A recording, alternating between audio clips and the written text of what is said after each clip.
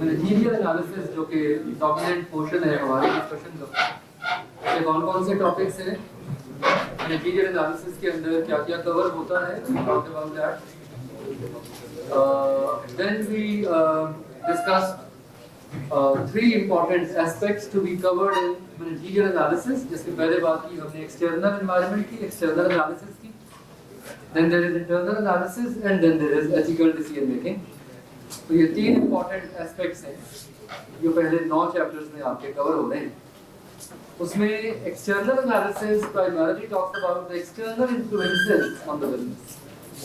External analysis क्या है, एक बिजनेस के ऊपर एक्सटर्नल फैक्टर्स कौन से हैं जो इम्पैक्ट क्रिएट करते हैं। देखिए दुनिया में बिजनेस के जो डिसीजंस होते हैं, they are never taken in isolation, they are never taken without giving due consideration to external और इंटरनल फैक्टर्स। मतलब भाई कंपनी ने अगर कोई नया प्रोडक्ट लॉन्च करना है तो प्रोडक्ट लॉन्च करने का जो डिसीजन है वो सोलली उसका अपना डिसीजन नहीं होगा। अगर वो अपनी अंडरस्टैंडिंग की बेस के ऊपर without giving due importance to external factors और इवन इंटरनल फैक्टर्स, अगर वो कंपनी डिसाइड करती है कि हमें ये वाला प्रोडक्ट लॉन्च करना है, तो that is going to be a failure, that is going to be a failure. They should see that what is happening outside the organisation, what are the political factors, what are the economical factors, what are the social factors. They should also see what is going inside, इदारे के अंदर क्या हो रहा है, resources क्या है हमारे पास, वसाइल कौन कौन से हैं हमारे पास, हमारी कॉम्पिटेंस क्या है। तो ये एक्सटर्नल और इंटरनल एनालिसिस का अल्टीमेट गोल क्या होता है, अच्छे डिसीजन को सपोर्ट करना, बिजनेस के किसी भी अच्छे डिसीजन को सपोर्ट करना। इसके लिए हम बहुत केयरफुल एनालिसिस करते हैं, इसके लिए हम बहुत इंटरेस्टिंग और बहुत डिटेल्ड फ्रेमवर्क्स का इस्तेमाल करते हैं। इसमें पहला फ्रेमवर्क जो हम यूज करते हैं वो है pastel analysis, which is an external environmental analysis at macro level, at the widest level। ये भी हमने कल बात की थी, एनवायरमेंटल एनालिसिस 2 लेवल्स पे होता है, मैक्रो पे और कंपैरेटिव इंडस्ट्री लेवल। मैक्रो में आप फैक्टर्स देखते हैं such as political, economical, socio demographic, technological, legal, right. और कंपैरेटिव लेवल पे आप अपनी इंडस्ट्री की बात करते हैं, कंपटीशन में क्या हो रहा है, सप्लायर्स कौन है, ठीक है, कस्टमर्स कौन है, you look at the industrial factors. So yesterday we started talking about the political factors primarily, और वहाँ हमने डिफाइन किया, we defined the term politics initially, we discussed what are political ideologies, political ideology किसे कहते हैं, political ideologies जो है वो किस तरह से बिजनेस के डिसीजंस को इन्फ्लुएंस करेंगी, that is something which we are going to talk about today। तो आज का जो हमारा मेजर लर्निंग आउटकम है वो ये है that what is the impact of political ideologies and political setups on business decision, like how a business and a government interact। एक बिजनेस और एक गवर्नमेंट आपस में कैसे इंटरैक्ट करते हैं, किन बुनियादों पे इंटरैक्ट करते हैं, ये आज का हमारा मेन थीम है। तो कल हम लोगों ने पॉलिटिकल आइडियोलॉजीज को एक स्केल पे एस्टैब्लिश करने की कोशिश की थी। किसी भी कंट्री के अंदर जो पॉलिटिकल सिस्टम होता है उसकी एक आइडियोलॉजी होती है, उसका एक नजरिया होता है, एक माइंडसेट होता है। इसे हमने कल एक स्केल पे ड्रॉ करने की कोशिश की थी, starting from extreme left wing where there is socialism और communism, moving towards extreme right wing where there is fascist capitalism, जागीरदाराना निजाम, बादशाहत का निजाम, डिक्टेटोरियल निजाम, ये सारे इसकी एग्जांपल हैं, ठीक है। Where there is fascist capitalism, right. यहाँ पे थी central democracy, here we discuss central democracy, और यहाँ पे कॉम्बिनेशन है, this is democratic socialism 1 और 3 का कॉम्बो, और यहाँ पे 3 और 5 का कॉम्बो है which is democratic capitalism। इनके हमने कल characteristics को डिस्कस करना शुरू किया था, so we will review the characteristics quickly, and then we will see that how these characteristics will have an impact on various decisions the government make। In characteristics का क्या impact होता है उन फैसलों के ऊपर, उन decisions के ऊपर जो गवर्नमेंट लेगी। तो ये हमारा आज का मेन एजेंडा है। आज हम पॉलिटिकल आइडियोलॉजीज के characteristics को रिव्यू करेंगे, कंप्लीट करेंगे। हमने इसको रिव्यू करना शुरू कर दिया। कल हम लोगों ने अलग-अलग बात की थी सोशलिज्म पे एंड सेंट्रल डेमोक्रेसी पे, हाँ ठीक है। अब इन दोनों का कॉम्बिनेशन देखते हैं। The combination of central democracy and socialism, which is called as democratic socialism. वो डिस्कस किया था हमने. That's right. Let's have a quick overview of that. तो ये बुक आपके पास है अगर या नोट्स है तो उसमें एक लिस्ट में मैंने ये स्केल डेवलप कर दी है. You can just look at it. इसका प्रिपेयर करने का तरीका ये है कि इसके कीवर्ड्स निकालें और उन कीवर्ड्स का बिहेवियर देखें पूरी स्केल के ऊपर. फॉर एग्जांपल प्राइवेट प्रॉपर्टी, ये कीवर्ड है.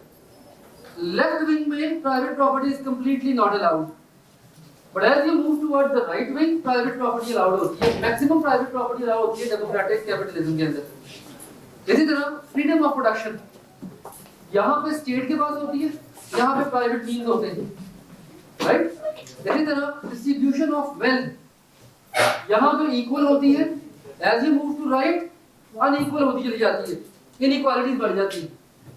As you stay to the left wing, you will be in a classless society, or a society where the class differentiation is quite low. ठीक है, differentiation classes की कम है. But as you move to the right wing, class की differentiation बढ़नी शुरू हो जाती है, बढ़ती चली जाती है. So ये चीजें हैं जिनको आपने retain करना है. Again, paper point of view से, it is very rare, like highly improbable कि एग्जामिनर आपसे इस तरह का सवाल पूछे कि जी list down the characteristics of socialism और डेमोक्रेटिक कैपिटलिज्म. इस तरह का सवाल नहीं आएगा.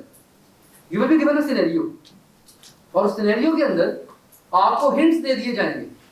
फॉर एग्जांपल XYZ कंपनी है, a company XYZ that is willing to take their business. एक कंपनी है XYZ जो अपना बिजनेस जो है वो ABC कंट्री में ले जाने में इंटरेस्टेड है. अब आपको ABC कंट्री के पॉलिटिकल सिस्टम के कुछ हिंट्स दे देंगे. ABC कंट्री के अंदर जो स्टेट है वो डोमिनेंट है. ABC कंट्री के अंदर स्टेट जो है वो प्रोडक्शन खुद करने की कोशिश करती है. ठीक है. अब इसकी बेस के ऊपर अगर कहा जाए कि what type of political influences the country would have on that company if they are willing to take their business to that country, तो फिर आपको वहां पे ब्रीफ करना होगा कि आप वहां पे बताएंगे कि ये जो ABC कंट्री है ये लेफ्ट विंग की तरफ है. ठीक है. प्रिसाइजली ये सोशलिस्ट है या एट द बेस्ट ये डेमोक्रेटिक सोशलिस्ट है. ठीक है. That do not allow the private businesses. तो फिर वो जो बिजनेस वहां अपने ऑपरेशंस लेके जाना चाह रहा है उनको क्या करना चाहिए. ये सारी डिस्कशन हमारे stages of transition from planned economy to market economy. हाँ यस, ये अगर आप इसे इकोनॉमिक सिस्टम के लेंस से देखें तो यस, लेफ्ट विंग आइडियोलॉजी के अंदर प्लान्ड इकोनॉमी होती है और जो आप राइट को मूव करते हैं फ्री मार्केट इकोनॉमी बिल्ड होनी शुरू हो जाती है. This is somewhere you have mixed market economy, mixed economy. Yes, अगर आप इसे इकोनॉमिक्स, क्योंकि देखिए इकोनॉमिक सिस्टम भी तो पॉलिटिकल आइडियोलॉजी से बिल्ड होता है ना. इकोनॉमिक सिस्टम कौन बिल्ड करता है? गवर्नमेंट बिल्ड करती है ना. तो जो गवर्नमेंट की आइडियोलॉजी होगी उसी की बेस पे पॉलिटिकल सिस्टम बिल्ड होगा, right. So the best way to understand this concept is to look at them from a bird's eye view. Holistically देखना है. माइक्रो लेवल रीडिंग जरूर करनी है, माइक्रो लेवल कीवर्ड्स को जरूर मेमोराइज करना है. देखिए आइडियल लर्निंग जो होती है ये दो चीजों का ब्लेंड होता है, कॉन्सेप्ट्स एंड मेमोरी. अगर आप सिर्फ किसी एक चीज की तरफ जाएंगे so it would be difficult, नामुमकिन तो नहीं लेकिन मुश्किल हो जाएगा पास होना या कामयाब होना. कॉन्सेप्ट्स जो है ये आपकी एबिलिटी को डेवलप करते हैं to relate the thing with practice. Memory जो है ये आपको अलाउ करती है कि आप रिप्रोड्यूस कर सकें. अगर आप सिर्फ कंसेप्चुअल लर्निंग कर रहे हैं, सिर्फ पढ़ के कॉन्सेप्ट समझ रहे हैं कि ये ऐसे होता है ऐसे होता है, तो जब पेपर में क्वेश्चन आएगा तो आपके पास अल्फाज का ज़ख़ीरा नहीं होगा उसको रिप्रोड्यूस करने के लिए. अगर आप सिर्फ क्रैमिंग कर रहे हैं, मेमोराइज कर रहे हैं, कॉन्सेप्चुअल क्लैरिटी नहीं है, तो फिर किसी भी सिनेरियो बेस्ड क्वेश्चन को आप हैंडल नहीं कर पाएंगे. और एग्जामिनर अब 90% पेपर सिनेरियो बेस्ड पूछ रहा है. ठीक है, बहुत सारे क्वेश्चंस पेपर में सिनेरियो बेस्ड ही आ रहे हैं, नॉलेज बेस्ड क्वेश्चन आने खत्म हो चुके हैं. इनफैक्ट ये आहिस्ता आहिस्ता डेवलपमेंट है पूरी कैप स्ट्रीम के अंदर कि नॉलेज बेस्ड डिपेंडेंस कम हो जाए और सिनेरियो बेस्ड पे ज्यादा फोकस होना शुरू हो जाए. हाँ ठीक है, 8 से 5 साल पहले, 4-5 साल पहले नॉलेज बेस्ड क्वेश्चन डोमिनेंट होते थे पेपर में, तो डेफिनेशंस, कैरेक्टरिस्टिक्स इस तरह के सवाल नहीं आते. अब सिनेरियो देके उस सिनेरियो से आपको लिंक करने को कहा जाता है. इसकी हम ड्यू प्रैक्टिस करेंगे. Once we are done with the whole pastel model, we will look at some practice questions as well. Anyhow, तो ये आपके सामने सारे के सारे characteristics मौजूद हैं. Let's look at the extreme right wing. अब extreme right wing के features क्या हैं? Let's look at capitalism. अच्छा क्या होता है? No individual freedom. This is where there is extreme disparity. Ruling निज़ाम होता है. One man authority होती है, dictatorship जिसे कहते हैं. किंगडम सिस्टम, बादशाहत का निजाम जो, ठीक है, कोई इंडिविजुअल फ्रीडम नहीं है, ठीक है, सब कुछ आपको बताया जाएगा जो आपने करना होगा। अथॉरिटेरियन रूल होता है, जब मार्शल लॉ लगता है तो ये वाला रूल पैदा हो जाता है, अथॉरिटी आ जाती है। There are extreme inequality, disparities इस सिस्टम में हाईएस्ट होती है, ठीक है, डिस्पैरिटीज जो है वो हाईएस्ट होती है इस सिस्टम के अंदर। वायलेंस प्रैक्टिस होता है, ये सिस्टम है जो वायलेंस को प्रैक्टिस करता है। Dissenting opinion is not allowed, freedom of speech नहीं होती, you are not allowed to speak freely, आजादी इजहार राय नहीं होती, ठीक है, आप अपनी ओपिनियन को एक्सप्रेस नहीं कर सकते, ठीक है। Hitler, Mussolini, fascist France, kingdom systems, बादशाहत के निजाम, ये इसकी बेस्ट एग्जांपल। अगेन देखिए ये पांचों आइडियोलॉजीज जो हैं ये इंडिकेटर्स हैं, ये रिफ्लेक्टर्स हैं। इट इज रेयरली पॉसिबल कि आज के दौर में कोई कंट्री एग्जैक्ट एक्सट्रीम राइट पे ऑपरेट कर रही हो। इट इज रेयरली पॉसिबल कि आज के दौर में कोई कंट्री एक्सट्रीम लेफ्ट में ऑपरेट, ये एक स्केल है, it's a scale, you might operate here, you might operate here और हियर और हियर, ये स्केल है। Like these are not discrete systems, ऐसा नहीं है कि या आप 3 पे होंगे या 4 पे होंगे, आप दरमियान में भी हो सकते हैं। ऐसा नहीं है कि या 4 पे होंगे और 5 पे होंगे, देयर आर पॉसिबिलिटी कहीं ना कहीं ब्लेंड हो दोनों का। जब हम एक स्केल ड्रॉ करते हैं तो स्केल पे हम इंडिकेटर्स लिस्ट कर देते हैं, ठीक है। अब जैसे चाइना की मिसाल है, अब कहने को चाइना एक सोशलिस्ट इकोनॉमी है, सोशलिस्ट कंट्री है, लेकिन चाइना इंटरनेशनल इन्वेस्टमेंट्स ले लेता है, ठीक है। तो it is not an ideal socialism, we can't say that. लेकिन स्टेट रूल करती है, स्टेट प्रोडक्शन के मीन सारे अपने पास रखती है, लेकिन चाइना में क्लास सिस्टम भी है, चाइना के अंदर क्लासेस भी हैं। तो एब्सोल्यूट सोशलिज्म के कैरेक्टरिस्टिक्स नहीं पाए जाते पूरे के पूरे चाइना में, बट दे क्लेम कि हम सोशलिज्म को प्रैक्टिस करते हैं। सो इंपॉर्टेंट थिंग इज कि कॉन्सेप्चुअल क्लैरिटी होनी चाहिए कि ये पांचों निजाम काम कैसे करते हैं, और किसी भी गिवन सिनेरियो में आपको ये हिंट मिलना चाहिए कि अच्छा इसका टिल्ट जो है इस कंट्री का ये किस आइडियोलॉजी की तरफ है, ये राइट टिल्टेड है या ये लेफ्ट टिल्टेड है। अगर लेफ्ट टिल्टेड होगी तो प्राइवेट प्रॉपर्टी अलाउड नहीं होगी, स्टेट कंट्रोलिंग होगी, रूलिंग स्टेट करेगी, ठीक है, इनइक्वालिटीज कम होंगी, क्लास सिस्टम कम होगा, ठीक है, चेंज एनकरेज्ड होगा। अगर राइट टिल्टेड होगी तो प्राइवेट प्रॉपर्टी अलाउड होगी, ठीक है, इंडिविजुअल फ्रीडम होगा, ठीक है। अगर राइट टिल्टेड होगी तो प्रोडक्शन मींस प्राइवेट लेवल पे अलाउड होंगे, प्राइवेट प्रॉपर्टी भी अलाउड होगी, लेकिन चेंज स्लो होगा, स्टेटस को मेंटेन करना चाहेंगे। तो इस तरह से आपने थोड़ा सा इसको इस तरह से देखना है कि किस किस्म का निजाम किस किस्म के डिसीजंस को सपोर्ट कर सकता है। So first of all you should understand that what are these ideologies and how these work. Now let's look at a combo of 3 and 5. अब 3 and 5 का combo क्या कहते हैं? Free market, this is where Pakistan lies, यहाँ पे पाकिस्तान। अभी देखिए ये सारी खसूसियात आपको मिलेगी पाकिस्तान के अंदर। Free market, open communication, wealth is in hands of a few, अमारत चंद अशराफिया के पास है, ठीक है, दौलत चंद लोगों में घूमती है, ठीक है, प्राइवेट प्रॉपर्टी अलाउड होती है, ठीक है, मलिक रियाज, लॉ फेवर्स एलीट, अमीर का कानून और है, गरीब का कानून और है, very much common in Pakistan unfortunately. Maintain status को मेंटेन करने की कोशिश करते हैं, चेंज को एनकरेज नहीं करते, ठीक है, सोशल चेंज भी स्लो होता है, रिलीजियस फ्रीडम होती है, एवरीबॉडी इज अलाउड, लेकिन ऑर्गेनाइज्ड रिलीजन होता है। Now in socialism there is no room for organised religion, in socialism there is no room for organised religion, but here there is a possibility to have organised religion. यहाँ पे religion organised हो सकता है, ठीक है, लेकिन freedom allow होती है, आप फ्री कर देते हैं लोगों को कि वो अपनी मर्जी के रिलीजन को प्रीच करें, उसे फॉलो करें। इंडिविजुअलिज्म होती है, कल हमने वर्ड यूज किया था कलेक्टिविज्म का, एक इंफरादी जरूरत या इंफरादी फायदा, individual benefit is more important than the larger good, the greater good, इसे कहते हैं individualism. The greater good is dominant over individual benefit, इसे कहते हैं कलेक्टिविज्म, ठीक है। लेफ्ट विंग की तरफ रहेंगे तो कलेक्टिविज्म होगा, राइट की तरफ आएंगे तो इंडिविजुअलिज्म होगा, ठीक है। Like in Pakistan there is purely individualistic approach, ठीक है, individual benefit and gains are more important as compared to the larger good of people, right. So ये different idea of now how these ideologies will have an impact on the business activities, ठीक है। इन ideologies का impact क्या होगा business के ऊपर, क्योंकि इन्हीं आइडियोलॉजीज की बेस पे गवर्नमेंट अपनी स्पेंडिंग बनाएगी, इन्हीं आइडियोलॉजीज की बेस के ऊपर गवर्नमेंट डिसाइड करेगी कि इंडस्ट्रियल पॉलिसीज क्या होंगी, इकोनॉमिक पॉलिसीज क्या होंगी, फिस्कल पॉलिसीज क्या होंगी।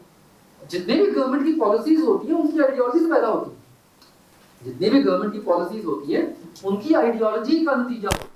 For example this is heading number 3 page number 2 of the book, handouts में कभी पेज नंबर 2 ही है। इसमें अगर आप देखें तो क्लियरली क्या है, अगर आप सोशलिस्ट रिजीम की बात करें तो सोशलिस्ट रिजीम के अंदर private businesses are not allowed, but if the country is in favor of democratic capitalism, the country will encourage private investments। ठीक है, तो अगर मैकडॉनल्ड्स ने अपना बिजनेस दुनिया के किसी खत्ते में लेके जाना है so they would be more beneficial if the ideology is democratic capitalism as compared to socialism। क्योंकि अगर वो सोशलिस्ट कंट्री में जाएंगे तो उनको अपने बिजनेस के राइट्स गिव अप करने पड़ेंगे, they will have to give the rights of their business to the government। but if they are taking their business to a country where international investments are encouraged तो फिर उन्हें अपने rights give up नहीं करने पड़ेंगे, like in Pakistan. ठीक है ना, पाकिस्तान के अंदर McDonald's have not given up their rights of the business, they are managing the business at their own. ठीक है, फ्रेंचाइज सिस्टम के तहत काम कर रहे हैं, लेकिन सारे प्रॉफिट्स मैकडॉनल्ड्स को जा रहे हैं यहाँ से। ठीक है, बाहर फॉरेन डायरेक्ट इन्वेस्टमेंट्स कोई नहीं आ। इसी तरह fiscal policies, foreign capital, industrial policies, foreign trade policies, ये वो डिसीजंस हैं जो पॉलिटिकल आइडियोलॉजी पे डिपेंड करते हैं, ये वो डिसीजंस हैं जो पॉलिटिकल आइडियोलॉजी पे डिपेंड करते हैं। इसी तरह एक और इंपॉर्टेंट कंसर्न आपका गवर्नमेंट स्पेंडिंग, गवर्नमेंट पैसा कहाँ खर्च करती है, ये बड़ा इंपॉर्टेंट है। अब पॉलिटिकल आइडियोलॉजी ड्राइव करती है कि गवर्नमेंट स्पेंडिंग का होगी। फॉर एग्जांपल अगर आइडियोलॉजी लेफ्ट टिल्टेड है तो government would spend more on welfare, would spend more on public health, would spend more on development of the people, क्योंकि स्टेट ओन करती है अपने लोगों को, क्योंकि क्लासेस कम होती हैं। ठीक है, अगर आपका आइडियोलॉजिकल सिस्टम राइट टिल्टेड है तो government would spend more on international collisions, government would spend more on national security. Right, government spending change हो जाती है ना, पॉलिटिकल आइडियोलॉजी की वजह से गवर्नमेंट स्पेंडिंग मैकेनिज्म चेंज हो जाता है। From where does government spend, government कहां से स्पेंड करती है, टैक्सेस इकट्ठे करती है ना, गवर्नमेंट टैक्सेस लेती है और टैक्सेस इकट्ठे करके गवर्नमेंट स्पेंडिंग करती है। गवर्नमेंट के टैक्स कलेक्ट करने की रीजंस चेंज हो जाती है, the reasons for which government collect the tax. For example अगर लेफ्ट विंग है आपकी आइडियोलॉजी तो गवर्नमेंट टैक्स इसलिए कलेक्ट करेगी ताकि इंडिविजुअल डोमिनेंस ना आ सके और स्टेट डोमिनेंस बरकरार रहे।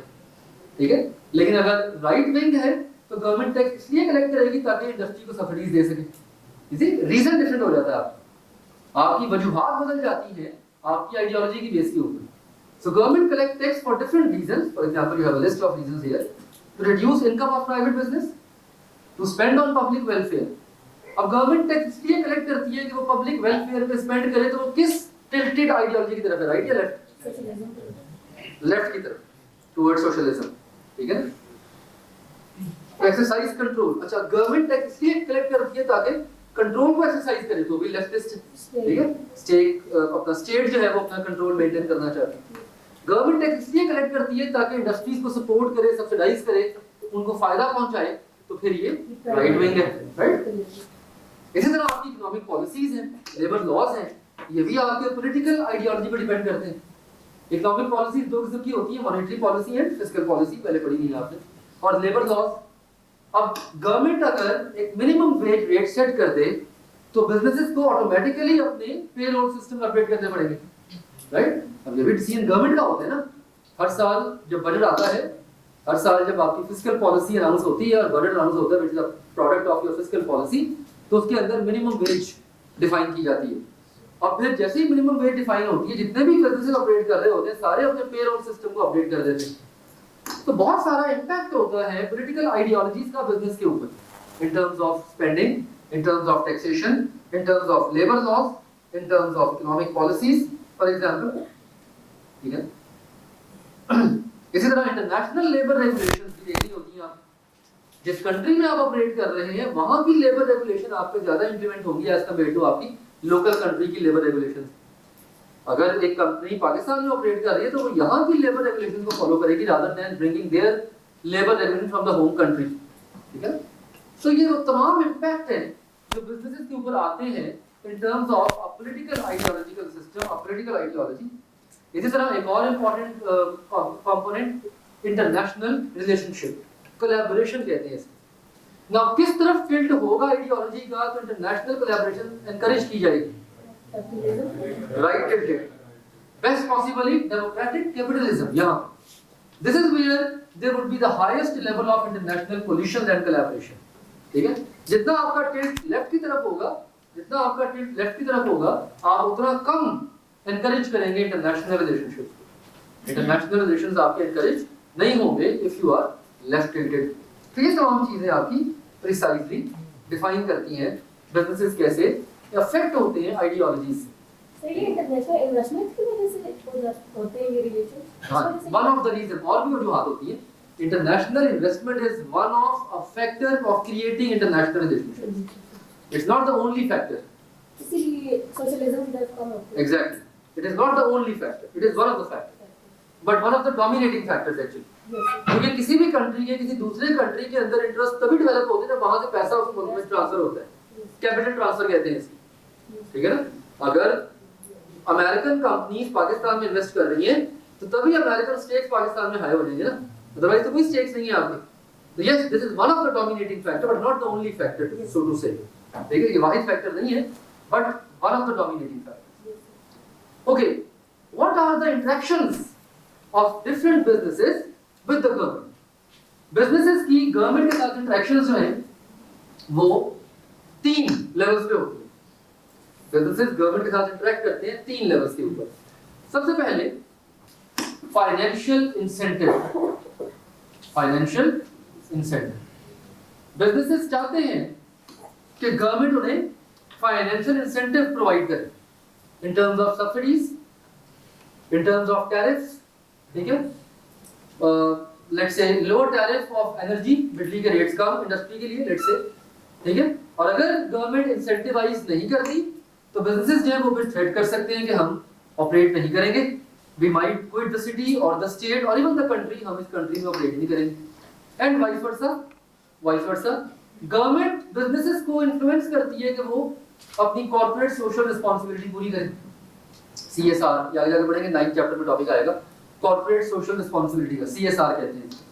लाइक गवर्नमेंट चाहती है कि बिजनेसेस जो है वो पब्लिक वेलफेयर के लिए इन्वेस्ट करें।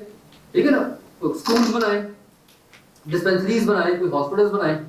तो ये टू वे रिलेशन होता है, it's a two way relationship. Government की इंटरेक्शन बिजनेस के साथ पहले लेवल पे होती है to create a financial incentive for both, दोनों के लिए। ठीक है ना, फॉर बोथ।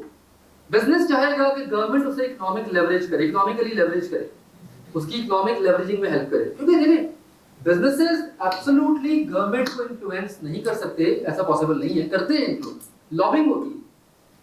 जैसे फॉर एग्जांपल गवर्नमेंट ने कोई इंपोर्ट टैरिफ लगा दिया, गवर्नमेंट ने कोई इंपोर्ट ड्यूटी लगा दी किसी पर्टिकुलर रॉ मटेरियल पे जो किसी इंडस्ट्री में इस्तेमाल होता था। अब उस इंडस्ट्री की पूरी एक ट्रेड यूनियन बनी हुई है, ट्रेड जिसे कहते हैं trade association. For example APTMA, all Pakistan textile mills association, या for example PAMA, Pakistan automotive manufacturers association. अब गवर्नमेंट ने अगर कोई टैरिफ लगा दिया किसी टेक्सटाइल रॉ मटेरियल के ऊपर तो क्या होगा, एप्टमा मुतहर्रिक हो जाएगी। APTMA as a trade union government के साथ नेगोशिएट करेगी कि जनाब ये टैरिफ जो लगाया है आपने, इससे हमारी कॉस्ट ऑफ प्रोडक्शन बढ़ गई है, जिससे हम मीट नहीं कर पा रहे अपने टारगेट कॉस्ट को, and that would have an impact on inflation, right. तो ये तमाम वो इंटरेक्शंस हैं जो गवर्नमेंट की, इसे लॉबिंग करना कहते हैं, लॉबी ग्रुप्स होते हैं, जैसे कहते हैं लॉबिंग होती है। लॉबिंग ग्रुप्स क्या करते हैं, इंडस्ट्रीज के मफादात और इंडस्ट्रीज के खदशात गवर्नमेंट के सामने पेश करते हैं। जैसे Lahore chamber of commerce industry, ये एक लॉबी ग्रुप है। चैम्बर ऑफ कॉमर्स इंडस्ट्री जो है ये लॉबी ग्रुप है, हर शहर में होता है। लाहौर का लाहौर चैम्बर ऑफ कॉमर्स है, फैसलाबाद का फैसलाबाद चैम्बर ऑफ कॉमर्स है, कराची का कराची चैम्बर ऑफ कॉमर्स है। अब चैम्बर ऑफ कॉमर्स का काम क्या होता है कि इसने डिफरेंट इंडस्ट्रीज के स्टेक्स इकट्ठे करने होते हैं और उसे गवर्नमेंट के सामने उन स्टेक्स को पेश करना होता है, उसे गवर्नमेंट के सामने उन स्टेक्स को पेश करना होता है। तो गवर्नमेंट की इंटरेक्शन एक बिजनेस से 3 लेवल पे होती है। पहला लेवल है फाइनेंशियल इंसेंटिव, दूसरा लेवल है constituency building,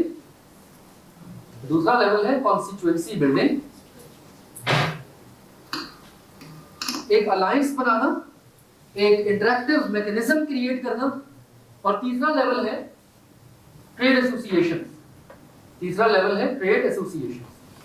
so government has 3 levels of interaction. अच्छा, कॉन्स्टिट्यूएंसी बिल्डिंग के अंदर आगे फर्दर 3 चीजें, इसमें स्टेक होल्डर कोलिशंस होते हैं, इसमें स्टेक होल्डर कोलिशंस होते हैं, इसके अंदर एडवोकेसी एडवाइजिंग होती है, सॉरी ये मसला नहीं, इधर है पब्लिक अफेयर्स डिपार्टमेंट, पॉलिटिकल और पब्लिक अफेयर्स डिपार्टमेंट, और यहाँ पे होती है ट्रेड एसोसिएशन, यहाँ पे होती है ट्रेड एसोसिएशन।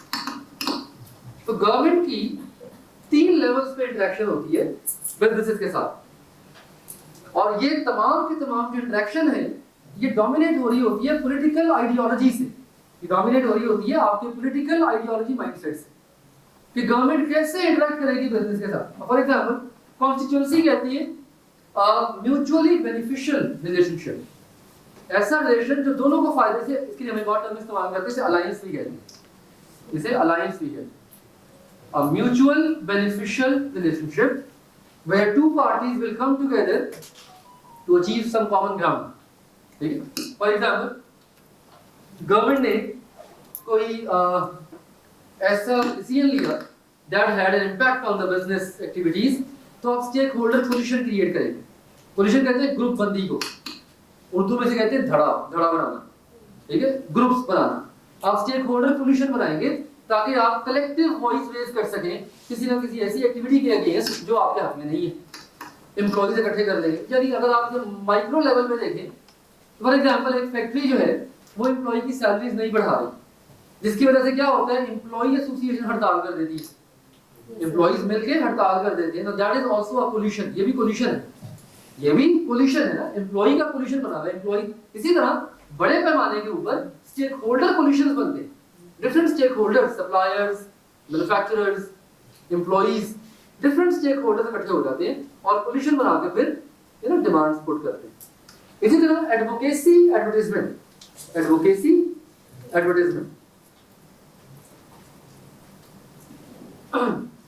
एडवर्टाइजमेंट का कॉन्सेप्ट क्या कहता है कि एक कंपनी अपने प्रोडक्ट या सर्विसेज को प्रमोट करती है किसी मीडिया के ऊपर, this is advertisement.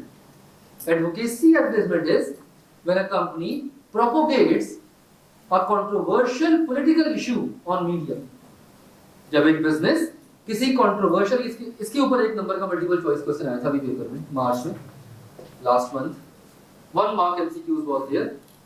Advocacy advertisement is, नीचे 3-4 ऑप्शन दी गई थी और सही ऑप्शन पे टिक करना था, 1 मार्क मल्टीपल चॉइस क्वेश्चन इसके ऊपर था पेपर। एडवोकेसी एडवर्टाइजमेंट क्या होती है, where a business organization propagates a controversial political issue on media।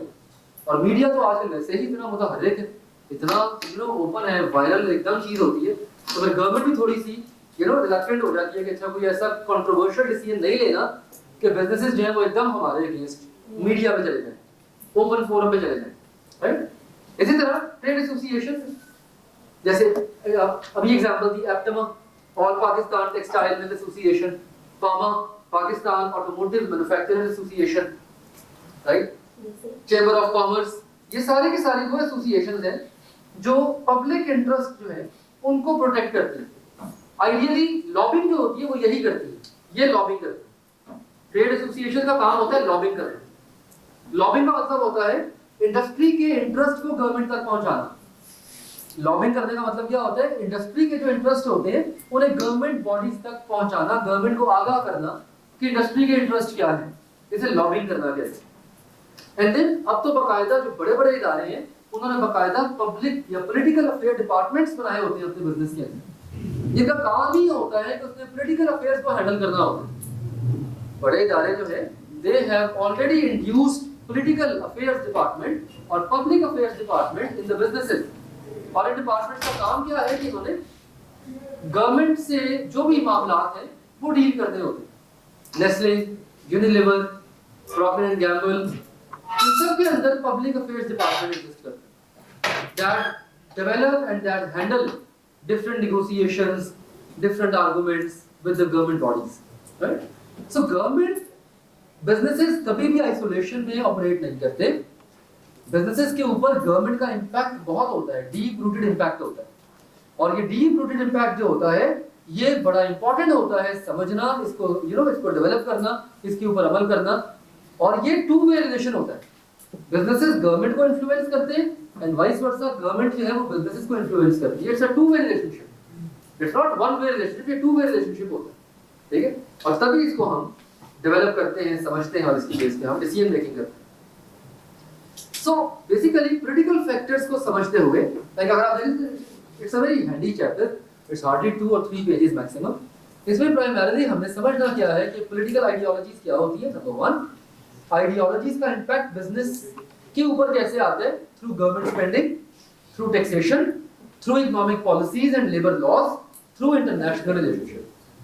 Government और बिजनेस का आपस में क्या इंटरेक्शन होता है, how does business and government interact with each other. इस 3 लेवल्स पे इंटरेक्ट करते हैं, financial incentive, constituency building and public affairs, political affairs. और कॉन्स्टिट्यूएंसी बिल्डिंग के अंदर आगे फर्दर 3 डायमेंशंस हैं, stakeholder positions, advocacy, advertisement and trade association. Again paper में कभी भी माइक्रो लेवल क्वेश्चन नहीं आएगा, you will never be asked a question conceptual level, मतलब नॉलेज लेवल पे कि what is stakeholder position.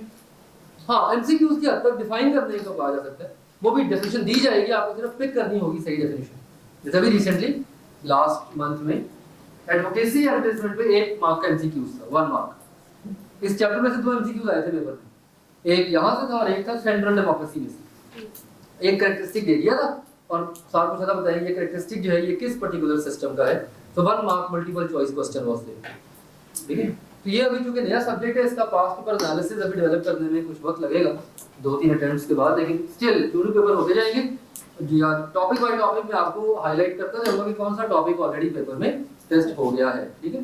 तो बीएमबीएस में हम ये किया करते थे कि हमें कॉम्प्रिहेंसिव पास्ट पेपर एनालिसिस बनाया करते थे, लेकिन अब चूंकि एमएफए का सिर्फ एक पेपर गुजरा है so far, but I will make a document जिसमें मॉडल पेपर और पास्ट पेपर दोनों के टॉपिक्स को लिस्ट करके I will be sharing it with you on the group, right, so that you should know कि किस चैप्टर में से कितने कितने मार्क्स ऑलरेडी टेस्ट हो चुके हैं पेपर में और किस किस टॉपिक में से टेस्ट हो चुके हैं पेपर।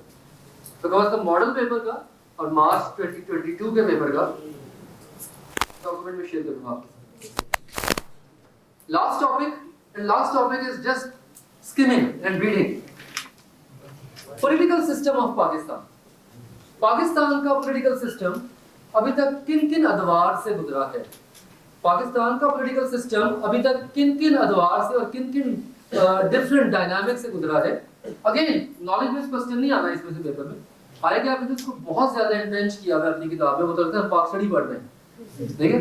तो I have tried to squeeze it down as much as possible, just projecting the required information जो आपको पता होनी चाहिए और जो बिजनेस के साथ डील करती है। मतलब लिटरली ये पाकिस्तानी जो इकोनॉमिक पॉलिटिकल सिस्टम है, इसको रब आएगा आपकी बुक में देखें तो उसने इसके ऊपर 6-7 सफ़े लिखे हैं पूरे बड़े बड़े लेंथी। बोलते हैं पाक स्टडी पढ़ रहे हैं कि पहला प्राइम मिनिस्टर कौन था, ठीक है, दूसरा प्राइम मिनिस्टर कौन था, 7 गवर्नर जनरल चेंज हुए, उनके नाम क्या क्या थे, ठीक है। तो वो उस लेवल पे ना क्वेश्चन आना है और ना हम एक्सपेक्ट, क्योंकि हमने पॉलिटिकल सिस्टम को बिजनेस लेंस से देखना है, हमने पॉलिटिकल सिस्टम को बिजनेस लेंस से देखना है rather than looking it from the lens of पाक स्टडीज, ठीक है, Pakistan studies. For that reason, as much as possible, I have tried to squeeze it down. Overall, अगर देखें, role of politics in Pakistan, अभी तक पाकिस्तान के अंदर जो political system है, ये highly inconsistencies का शिकार रहा है। मतलब पाकिस्तान के अंदर अभी तक जब से पाकिस्तान कायम हुआ है, सिर्फ 2 टेन्योर्स गवर्नमेंट के ऐसे गुजरे हैं जिन्होंने अपनी कॉन्स्टिट्यूशनल टाइमलाइन पूरी की है, 5 इयर्स की गवर्नमेंट पूरी की है, 2008 से 13, 2013 से 18, ठीक है। जब कॉन्स्टिट्यूशनल टाइमलाइन पूरी करके 5 साल बाद असेंबलियां डिसॉल्व हुई और नई गवर्नमेंट इलेक्ट हुई। अभी ये बड़ा टर्मोइल है, लेट्स सी अब इस गवर्नमेंट का क्या हालात बनते हैं, बट आई डाउट कि ये गवर्नमेंट अपना टेन्योर पूरा कर पाएगी। But let's see what's going to happen tomorrow और डे आफ्टर टुमारो, परसों, राइट। सो एक ओवरव्यू देखें, some notable periods of Pakistan, एक इसका ओवरव्यू है। पाकिस्तान मार्ज वजूद में आया 1947 में, 1947 से लेकर 58 तक Pakistani political system was highly disturbed 4 governor general change हुए, 7 प्राइम मिनिस्टर्स चेंज हुए। 1958 में पहला मार्शल लॉ लगा जो जनरल अयूब खान ने लगाया था। And this era actually is believed to be the most prosperous era of Pakistani economy। Ayub Khan के दौर में जितनी पाकिस्तानी इकोनॉमी ऊपर गई थी, अभी तक किसी एरा में उस लेवल पे नहीं जा सकी। And this is believed to be the longest tenure of rule by military in Pakistan, ठीक है, 1958 से 69 तक, राइट। 71 से 77 जुल्फ़िकार अली भुट्टो, ठीक है, ended with fall of Dhaka। मशरकी Pakistan अलग हो गया था, ईस्ट पाकिस्तान टूट गया था पाकिस्तान से। And Zulfikar Ali Bhutto was taken over by Zia's military coup, ठीक है, जनरल ज़ियाउल हक ने मिलिट्री coup किया और भुट्टो को फांसी दे दी, ठीक है। और 1988 में after again almost 10-11 years Bhutto इसका ज़िया का जो दौर है वो ओवर हुआ।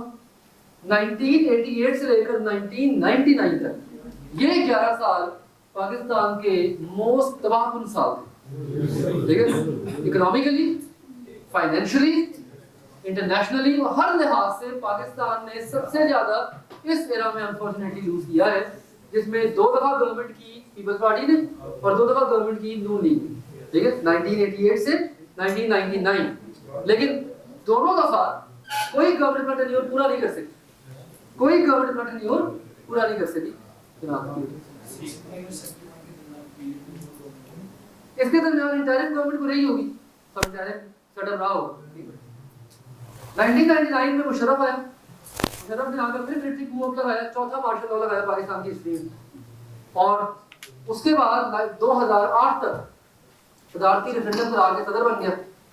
2008 में मुशर्रफ ने पहले ओपन इलेक्शंस करवाए, ठीक है, लोकल बॉडी और ये कॉन्स्टिट्यूशनल इलेक्शंस कराए जब पीपल्स पार्टी इलेक्ट हुई 2008 में। And that was the first time when the government completed its tenure in Pakistan 2013 तक। फिर 13 में नून लीग इलेक्ट हुई, फिर 13 से लेकर 18 तक नून लीग ने लीड किया, फिर 18 में पीटीआई आ गई और 18 से लेकर अब 23 तक अगले साल तक पीटीआई का टेन्योर होना चाहिए था। But unfortunately it is highly probable that they might not be able to complete their tenure and interim setup फिर आ जाएगा जब तक दोबारा से इलेक्शंस नहीं होते।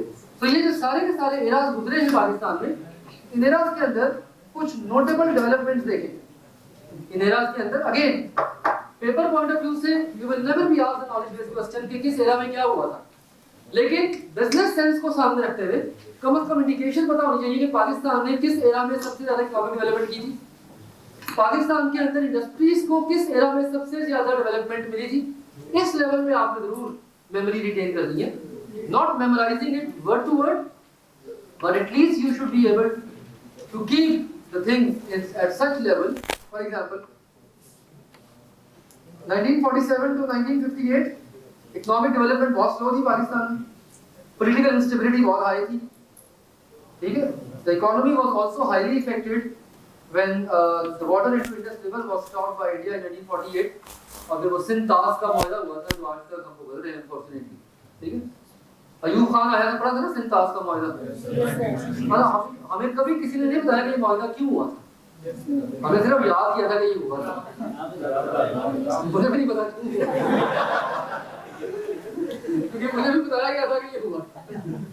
Anyway, so from 1958 to 1969, Ayub Khan. Now this is where the economic growth was 6%.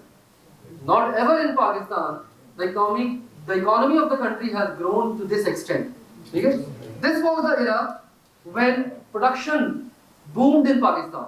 Textile industries Pakistan में सबसे ज़्यादा इस दौर में लगी थी। जितने डैम्स इस वक्त हमें हाइड्रल पावर प्रोवाइड कर रहे हैं, उसमें से मेजॉरिटी डैम्स जो है वो अयूब खान के दौर में इंस्टॉल हुए थे, ठीक है ना। ये तरबेला डैम, ठीक है, उसके बाद ये कौन सा है दूसरा वाला कौन सा है, मंगला डैम, तरबेला डैम, ये दोनों बड़े डैम अयूब खान के दौर में इंस्टॉल हुए थे, राइट। पाकिस्तान ने पहला ऑटोमोबाइल प्लांट अयूब खान के दौर में लगाया था। गवर्नमेंट कंस्ट्रक्टेड सेवरल डैम, जैसे कि एग्जांपल थी Tarbela, Mangla, canals, power stations.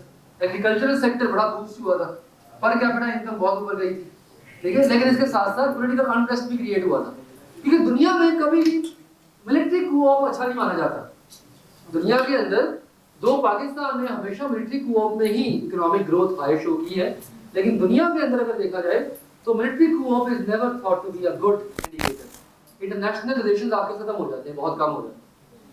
Anyhow Islamabad पहले कराची था, कैपिटल पाकिस्तान था, वहां से Islamabad was established as the new capital of Pakistan in general Ayub Khan era. फिर भुट्टो ने आके सोशलिस्ट मूवमेंट चलाई थी। भुट्टो का जो माइंडसेट था वो लेफ्ट हैंडेड था। भुट्टो ने पाकिस्तान में आके सबसे पहले क्या किया, इसने इंडस्ट्रीज को पब्लिक स्टेट के अंदर लाने की कोशिश की, नॉट प्राइवेटाइज, इस नेशनलाइज करने की। भुट्टो ने नेशनलाइज करने की कोशिश की थी। भुट्टो ने क्या किया था, सबसे पहले बैंक को नेशनलाइज किया, ठीक है। भुट्टो ने, तो भुट्टो का जो माइंडसेट था that was socialist mindset. Bhutto इस माइंडसेट से आया था, ठीक है। इसने मेजर इंडस्ट्रीज को नेशनलाइज किया, बैंक्स को, इंस्टीट्यूशंस को। Economic growth rate fell to 3.7%। Financial monopoly industries की टूटी। जीडीपी थोड़ा सा ऊपर गया था भुट्टो के दौर में। Inflation was at 10%। Per capita income भी थोड़ी बेहतर थी, ठीक है। Period 4 the 80s 77 to 1988, Ziaul हक ने आके मार्शल लॉ लगाया था। This is believed to be the worst era of Pakistan actually. ये पाकिस्तानी इकोनॉमी के लिए अगर देखा जाए, बाकी चीजें साइड में, एक तो रिलीजियस एक्सट्रीमिज्म भी ये जियाउल हक के दौर में डेवलप हुई थी। जितनी भी रिलीजियस एक्सट्रीमिज्म है ना, ये भी जियाउल हक के दौर में डेवलप हुई थी। This era apart from other controversial issues, let's not talk about that, but अगर सिर्फ इकोनॉमिकली देखा जाए तो ये वर्स्ट एरा गुजरा है पाकिस्तान के अंदर, ठीक है। इन्फ्लेशन 8.8% पे गई, पर कैपिटा इनकम थोड़ी बेहतर थी। जियाउल हक political ideology was based on religion, centralization and personal control. तो जियाउल हक जो है वो राइटिस्ट विंग की तरफ था, ठीक है ना, इंडिविजुअल कंट्रोल, इंडिविजुअलिज्म। जियाउल हक को रिप्लेस किया 1988 से 1999 तक। 9 डिफरेंट गवर्नमेंट्स चेंज हुई with military coup off by Musharraf. अच्छा, इसी दौरान एक मिलिट्री कू ऑफ और लगा था दरमियान में। This was the most vulnerable time of Pakistani history. इसमें पाकिस्तानी हिस्ट्री बड़ी वल्नरेबल थी। GDP decline to 4%। This was the era when external debts grew very rapidly. Pakistan ने कभी कर्जे नहीं लिए थे, कभी भी इतने। इस एरा में पाकिस्तान के जो कर्जे थे वो बहुत ऊपर गए। डीरेगुलेशन, प्राइवेटाइजेशन, लिबरलाइजेशन, ये वो मार्केट फोर्सेस थी जिन्होंने इकोनॉमिक्स को रिफॉर्म किया। तो ये कुछ एरा था जिसके अंदर काफी सारी चेंजेस आई। फिर बियॉन्ड 1990s, 99 के बियॉन्ड मुशर्रफ आ गया। मुशर्रफ ने आके फिर मिलिट्री कू ऑफ लगाया, पॉवर्टी बढ़ी, unemployment, weak balance of payments. Technocrats were included in government. This was the first time when government में टेक्नोक्रेट्स आ गए। टेक्नोक्रेट्स कहते हैं स्किल्ड लोगों को, वो लोग जो फील्ड के माहिर होते हैं। फॉर एग्जांपल एजुकेशन मिनिस्टर, अगर आप कोई एजुकेशनिस्ट लगाएंगे तो वो टेक्नोक्रेट कहलाएगा, ठीक है। इसे कहते हैं टेक्नोक्रेसी। तो ये पहली गवर्नमेंट थी जिसने टेक्नोक्रेट्स को गवर्नमेंट में इंट्रोड्यूस किया था। पॉवर्टी बढ़ी, इन्वेस्टमेंट भी बढ़ी, इन्फ्लेशन 10% पे आ गई। ये फिगर्स में याद कीजिएगा, फिगर्स आपने याद नहीं करनी, सिर्फ एक ब्रॉड इंप्रेशन पता होना चाहिए कि किस गवर्नमेंट के अंदर क्या क्या डायनामिक्स डेवलप हुई थी। You just need to develop and prepare it at a broader level, not memorizing the figures. Figures याद नहीं करनी, सिर्फ इंडिकेटिव है, फिगर्स आपने याद नहीं करनी, बट सिर्फ ब्रॉडर लेवल पे आपने अंडरस्टैंडिंग अपनी क्लियर रखनी है, राइट। और इसको एग्जामिनर टेस्ट कैसे करेगा? नहीं करेगा। हाँ, ये पूछ सकता है अगेन एक सिनेरियो में कि पाकिस्तान के अंदर टेक्सटाइल सेक्टर जो है वो XYZ ईयर में बड़ा फ्लरिशिंग था। So what type of political system was existing at that time, ठीक है, and how that system might have supported the establishment of textile in Pakistan. इस कॉन्टेक्स्ट में आप कहेंगे अच्छा 1958 to 1969 अयूब खान का दौर था, तो उस दौर के अंदर ये रिजीम्स आई थी, उस लेवल पे आ सकते हैं। नॉलेज बेस्ड क्वेश्चन नहीं आएगा, लेकिन इस तरह का सवाल भी रेयर है, जैसे मैंने भी एग्जांपल दिए, ये भी रेयर है। लेकिन अगर एग्जामिनर ने टॉपिक टेस्ट करना ही है तो शायद इस तरह करें, अदरवाइज वेरी फ्यू चांसेस। कल इसको कंक्लूड करेंगे इंशाल्लाह। कल इस पे हम डिस्कस करेंगे पॉलिटिकल स्टेबिलिटी और इकोनॉमिक ग्रोथ का क्या लिंक होता है, और कल अथॉरिटेरियन और डेमोक्रेटिक रिजीम्स को एक ओवरव्यू देंगे,